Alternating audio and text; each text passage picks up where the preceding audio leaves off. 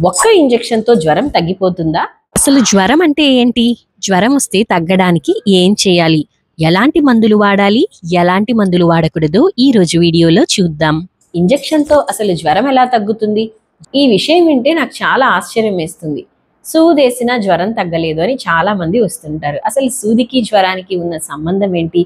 సూదేస్తే జ్వరం తగ్గిపోవాలా? సూది వేసినా జ్వరం ఎందుకు తగ్గదో ఈ రోజు వీడియోలో చూద్దాం. సూది వేయించుకుంటారండి చాలా మంది. హాస్పిటల్కి వస్తారు. నిన్న సూది వేయించాం మేడం, అయినా ఇంకా జ్వరం తగ్గలేదు అంటారు. మీరు జ్వరాన్ని మాత్రం తగ్గించేస్తే లోపల ఇన్ఫెక్షన్ ఎలా తగ్గుతుంది? సరే, ఏం సూది వేయించుకున్నారు అని అడిగితే ఏం సూదేశారో తెలియదు. అసలు ఏ సూదేశారో కూడా కనుక్కోకుండా అంత నమ్మకంగా ఎలా వేయించుకుంటారండి సూదులు? అట్లా వేయించుకోకూడదు. ఏ సూది వేసుకున్నా దాని పేరు కూడా మీరు తెలుసుకోవాలి కదా.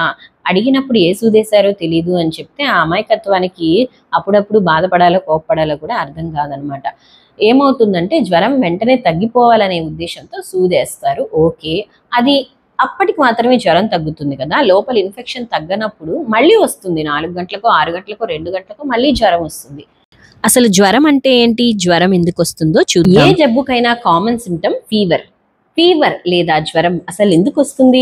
ఫీవర్ కి ట్రీట్మెంట్ తీసుకోవాలా వద్దా? ఫీవర్ మనకి మంచి చేస్తుందా చెడు చేస్తుందా? ఈ రోజు వీడియోలో చూద్దాం. వివరాల్లోకి వెళ్లే ముందు వీడియోని లైక్ చేయండి, షేర్ చేయండి. జ్వరం అనిన వెంటనే అది ఒక జబ్బు అనుకుంటాం, కానీ జ్వరం జబ్బు కాదు, జబ్బు యొక్క లక్షణం. మన శరీరంలో ఏదైనా organisms like bacteria, virus, fungus ఇలాంటివి ఎంటర్ అయినప్పుడు మన శరీరం ఆ ఆర్గానిజమ్స్ తో అంటే ఆ క్రిములతో పోరాడే క్రమంలో వచ్చే రియాక్షన్ వలన ఫీవర్ వస్తుంది. సో ఫీవర్ అనేది ఒక జబ్బు కాదు. Fever is not a disease, it is just a symptom. మన బాడీలో లోపల జరుగుతున్న దానిని పైకి మనకి ఫీవర్ గా చూపిస్తుంది అనమాట. సో ఫీవర్ అనేది పిల్లల నుంచి పెద్దల వరకు ప్రతి ఒక్కరికి కూడా కామన్ గా వస్తూ ఉంటుంది. ఫీవర్ అంటే మనందరికీ తెలుసు, ఒళ్ళు వేడిగా ఉంటుంది. ఎంత వేడిగా ఉంటే ఫీవర్? ఇలా పట్టుకొని చూసిన వెంటనే వేడిగా ఉంటే చాలు జ్వరం అని చెప్పేసి చాలా మంది మందులు వాడేస్తూ ఉంటారు. అలాంటి అవసరం లేదు. ఫీవర్ అని మనకు అనిపించినప్పుడు తప్పకుండా థర్మామీటర్తో మీరు మెజర్ చేసుకోవాలి. మెజర్ చేసుకున్నప్పుడు సాధారణంగా యాక్సిలాలో చూస్తాం కాబట్టి టెంపరేచర్ 99 డిగ్రీ ఫారెన్హైట్ కంటే ఎక్కువ ఉంటే ఫీవర్ అంటారు. లేదా ఓవరల్ గా చూసినప్పుడు 99.5 డిగ్రీ ఫారెన్హైట్ కంటే ఎక్కువగా ఉంటే ఫీవర్ అంటారు. ఫీవర్ ని వెంటనే తగ్గించేయాలని చాలా మంది టెన్షన్ పడిపోతా వాళ్ళకి నచ్చినట్లుగా పారాసిటమాల్ కానీ ఇంకేదో మందులన్నీ వేసేస్తూ ఉంటారు. సో ఫీవర్ వచ్చినప్పుడు నిజంగా మందులు వాడాలా వద్దా అనేది మనం ఈరోజు వీడియోలో చూద్దాం. ఊరికే పారాసిటమాల్ అనేది ఎక్కువగా వాడకూడదు. ఎందుకంటే పారాసిటమాల్ పాయిజనింగ్ వచ్చి లివర్ పాడయ్యే అవకాశం ఉంటుంది. అది తీవ్రంగా ఉన్నప్పుడు మన బ్రెయిన్ కూడా అఫెక్ట్ అవుతుంది. కాబట్టి ఈ పారాసిటమాల్ పాయిజనింగ్ నుంచి కూడా మనల్ని కాపాడుకోవాలి. పారాసిటమాల్ పాయిజనింగ్ గురించి మరొక వీడియోలో చూద్దాం. ఫీవర్ వచ్చిన వెంటనే టెన్షన్ పడాల్సిన అవసరం లేదు.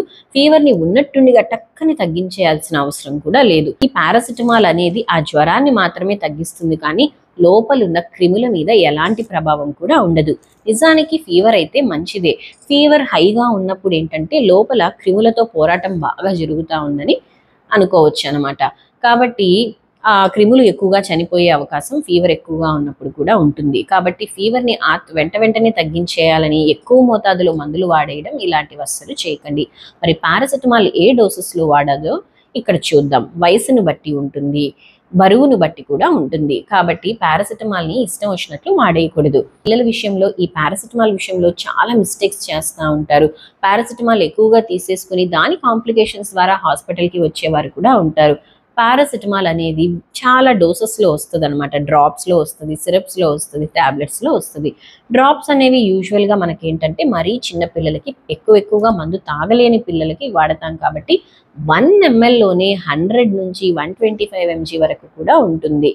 సో అక్కడ ఏమవుతుంది అంటే మీరు జస్ట్ 1 ml వేసేస్తేనే చాలా ఎక్కువ డోస్ వచ్చేస్తుంది. కాబట్టి మనము చూసుకోవాలి మనం కొనుక్కుంది సిరప్ డ్రాప్సా అనేది. సిరప్ కూడా 125 mg ఉంటుంది, 250 mg ఉంటుంది, కొత్తగా 500 mg కూడా కొన్నిట్లో ఉన్నాయి.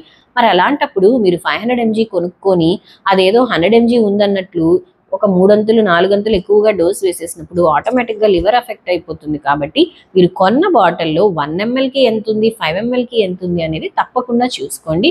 మీ బేబీ వెయిట్ని బట్టి మీ డాక్టర్ చెప్పిన దాని ప్రకారంగానే పారాసిటమాల్ వేయండి. మ్యాక్సిమం 6th అవర్లీ లేదా మరీ తీవ్రంగా ఉంటే 4 అవర్స్కి ఒకసారి కూడా వేసుకుంటూ ఉంటాం. కానీ డైలీ డోస్ మరీ ఎక్కువ అయిపోకుండా చూసుకోవాలి. ఐబుప్రోఫెన్ మరియు మెఫెనమిక్ యాసిడ్ కేవలం మీ డాక్టర్ సలహా మేరకు మాత్రమే వాడండి. ఫీవర్ తగ్గించుకోవడానికి బెస్ట్ సొల్యూషన్ టెపిడ్ స్పాంజింగ్. మనము తడి బట్టని బాగా నీటిలో పిండేసి ఒంటి మీద తుడుస్తూ ఉన్నప్పుడు, అంటే ఇట్లా వేసేసి పెట్టేయకూడదు. బాగా నీళ్ళగా ఉన్న గుడ్డని మనం జ్వరం వస్తున్న వాళ్ళ మీద వేస్తే మనకు చలి పుట్టేస్తుంది తప్ప జ్వరం తగ్గే అవకాశం కూడా తక్కువే. అలా చేయకుండా బాగా పిండేసిన క్లాత్తో మనము తుడుస్తూ ఉన్నప్పుడు ఏమవుతుందంటే మన శరీరంలోని వేడి ఆ క్లాత్ మీద ఉన్న తడితో పాటు ఆవిరైపోతూ ఉంటుంది. హైడ్రేషన్ కూడా ప్రాపర్ గా మెయింటైన్ చేయాలి. ఫీవర్ తగ్గించేసినంత మాత్రాన జబ్బు తగ్గిపోయినట్లు కాదు. మీరు ఒక్కసారి సూదేపిస్తే ఇంకా జ్వరం ఆగిపోవాలని రూల్ ఏం ఉండదు. మనం టాబ్లెట్ కానీ సిరప్ కానీ వేసుకున్నప్పుడు జ్వరం ఎలా తగ్గుతుందో సూది వేసుకున్నా కూడా అలానే తగ్గుతుంది. నెక్స్ట్ మళ్ళీ కొన్ని గంటల తర్వాత ఫీవర్ అనేది వస్తుంది. మీరు సూదేసుకుంటేనే జ్వరం తగ్గిపోతుంది అనే దాని అడ్వాంటేజ్ తీసుకొని చాలా మంది వేయకూడని సూదులు కూడా వేస్తున్నారు. ఫర్ ఎగ్జాంపుల్ జ్వరానికి పారాసిటమాల్ అయితే సరిపోతుంది. డైక్లోఫెనాక్ అనే ఇంజెక్షన్ 12 సంవత్సరాల లోపు పిల్లలు వేసుకోకూడదు, పెద్దవారు కూడా వేసుకోకూడదు. ఎందుకంటే కిడ్నీ ఫెయిల్ అయిపోయే అవకాశం చాలా ఎక్కువగా ఉంటుంది. 12 సంవత్సరాల కంటే తక్కువ వయసు ఉన్న వారు చాలా వరకు ఈ డైక్లోఫెనాక్ అనే ఇంజెక్షన్ ని వేసుకోకూడదు. కాకపోతే పని చేసే విధానంలో భాగంగా జ్వరాన్ని కూడా అది తగ్గిస్తుంది కాబట్టి మీకు టక్కని జ్వరం తగ్గిపోవాలా అన్నప్పుడు కొందరు ఇంకా వేసేస్తా ఉంటారు అలాంటి ఇంజెక్షన్. దానివల్ల మనకి మన పిల్లలకే నష్టం, వేసిన వారికి ఏం నష్టం రాదు కదా. కొందరైతే మరీ దారుణంగా స్టిరాయిడ్ ఇంజెక్షన్స్ వేస్తూ ఉంటారు. అనవసరంగా స్టిరాయిడ్ ఇంజెక్షన్స్ తీసుకోవడం వలన మన శరీరంలో చాలా పెద్ద మార్పులు జరిగి ఫ్యూచర్ లో ఎముకలు, హార్మోన్స్ అన్ని అఫెక్ట్ అయ్యే సమస్య వస్తుంది. కాబట్టి అనవసరంగా డాక్టర్ సలహా లేకుండా స్టిరాయిడ్ ఇంజెక్షన్స్ కానీ టాబ్లెట్స్ కానీ అస్సలు తీసుకోకూడదు. కాబట్టి జ్వరం అనే పదానికి భయపడకుండా తడి బట్టతో తుడుచుకోవడం, సింపుల్ గా టాబ్లెట్ కానీ సిరప్ కానీ వేసుకోవడం మంచిది. మరి ఇంజెక్షన్ ఎప్పుడు వాడాలి? అసలు ఇంజెక్షన్ ఎవరికి ఇవ్వాలంటే వాంతులు అయిపోతున్నాయి, కడుపులోకి వెళ్ళింది ఏది నిలవట్లేదు అన్నప్పుడు మాత్రమే ఇంజెక్షన్ ఇవ్వాలి. లేదా ఇన్ఫెక్షన్ చాలా సివియర్ గా ఉన్నప్పుడు, నోటి ద్వారా మందులు పనిచేయలేని పరిస్థితిలో ఉన్నప్పుడు యాంటీబయాటిక్స్ లాంటివి కూడా ఇంజెక్షన్స్ ఇస్తారు. మీరు కేవలం పారాసిటమాల్ మాత్రమే ఇంజెక్షన్ వేసుకున్నా టాబ్లెట్ వేసుకున్నా పెద్ద తేడా ఉండదు. మెయిన్ గా వామిటింగ్ లేదు, బేబీ లేదా ఎవరైనా పెద్దవాళ్ళైనా కూడా మింగగలిగే పరిస్థితిలో ఉన్నారంటే తప్పకుండా టాబ్లెట్ ఆర్ సిరప్ వయసును బట్టి వేసుకోవడమే మంచిది. నెక్స్ట్ వీడియోలో ఫీవర్ కి గల కారణాలు, ఫీవర్ వస్తే బ్లడ్ టెస్ట్ కానీ యూరిన్ టెస్ట్ కానీ ఏవేవి చేసుకోవాలి, ఏ టెస్ట్ పాజిటివ్ వస్తే ఏ జ్వరం అని ఎలా తెలుస్తుంది అని మాట్లాడుకుందాం. వీడియో నచ్చినట్లయితే please like, share and subscribe.